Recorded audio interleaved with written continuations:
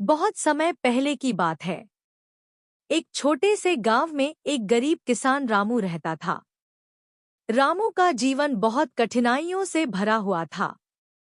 उसके पास थोड़ी सी जमीन थी, लेकिन बरसों से वर्षा न होने के कारण फसल नहीं हो रही थी। घर में खाने को अन्न तक नहीं बचा था।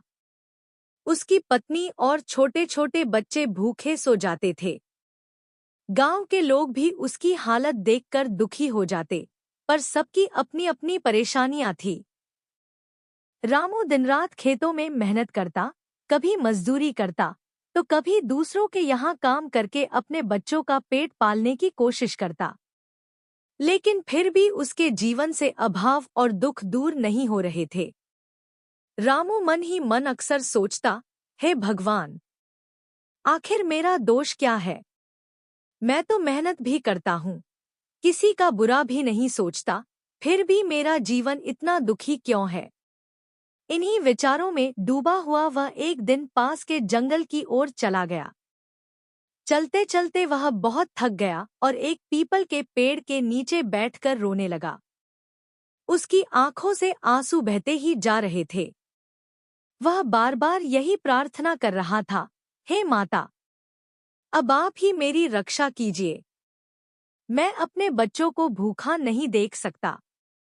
माँ दुर्गा का प्रकट होना। रामू का करुण पुकार सुनकर माँ दुर्गा प्रसन्न हुई। उसी रात जब वह भूख से व्याकुल होकर सो गया, तो उसे स्वप्न में एक अद्भुत दृश्य दिखाई दिया। आकाश से तेज प्रकाश प्रकट हुआ और उसमें से माँ दुर्गा अपने सिंह पर सवार होकर प्रकट हुई। उनके हाथों में शस्त्र थे, पर चेहरे पर अद्भुत करुणा और वात्सल्य की झलक थी। माँ ने कहा, पुत्र रामू, तुम्हारे दुख मैंने देखे हैं। तुम्हारी सच्ची भक्ति और परिश्रम व्यर्थ नहीं जाएंगे। जो व्यक्ति निस्वार्थ भाव से परिश्रम करता है, किसी का बुरा नहीं करता और आस्था बनाए रखता है, उसे कभी दरिद्रता नहीं सताती। तुम्हारी परीक्षा हो चुकी है, अब तुम्हारे जीवन में सुख का समय आने वाला है। रामू माँ के चरणों में गिर पड़ा और रोते हुए बोला, माँ, यदि आप मेरी करुणा सुन रही हैं, तो कृपा करके मेरे बच्चों को भूख से बचा लीजिए।